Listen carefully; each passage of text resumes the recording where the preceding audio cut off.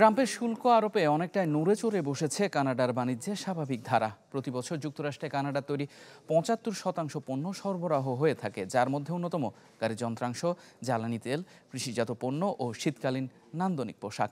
অর্থের হিসাবে রপ্তানিকৃত এসব পণ্যের মূল্য প্রায় $450 billion.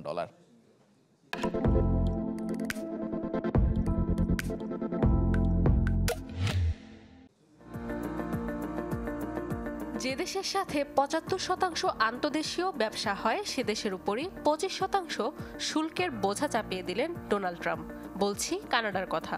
Make America great again slogan এখন মার্কিনীদের জন্য খরচের বোঝা হয়ে উঠেছে। শুল্ক আরোপে সবচেয়ে বেশি ক্ষতিগ্রস্ত হবে কানাডার বৈদ্যুতিক গাড়ি, জ্বালানি ও কৃষি শিল্প। তথ্য বলছে ২০২২ সালেও যুক্তরাষ্ট্রে ফোর্ড, জিএম, স্টেলান্টিস, টয়োটা ও হোন্ডা মোটরসের মতো ৫টি শীর্ষ প্রতিষ্ঠান $২৭ বিলিয়ন গাড়ি সরবরাহ করেছে কানাডার কারখানা থেকে। এমনকি ২০২২ সালে দেশটি থেকে $১১৭ বিলিয়ন অপরিশোধিত তেল ও এ থেকে তৈরি নানা পণ্য আমদানি করে যুক্তরাষ্ট্র। মার্কিন কৃষি বিভাগের তথ্য মতে প্রতি বছর $৪৫ বিলিয়ন কৃষি পণ্য আমদানি হয় কানাডা থেকে।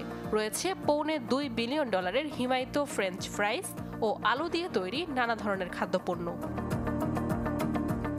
এছাড়াও আছে কানাডিয়ান শীতের পোশাকের চাহিদা। খুচরা বিক্রির ৭০% পণ্যই সরবরাহ হয় আমেরিকায়, বাকি ৩০% যায় ইউরোপের দেশ, বিশেষ করে রোমেনিয়ায়। মার্কিন শুল্ক আরোপে দাম বাড়বে গাড়ি থেকে শুরু করে শীতের পোশাক পর্যন্ত সব ধরনের রপ্তানি পণ্যে। ২০২৩ সালেও যুক্তরাষ্ট্রে প্রায় $৪৫০ বিলিয়ন পণ্য রপ্তানি করে কানাডা।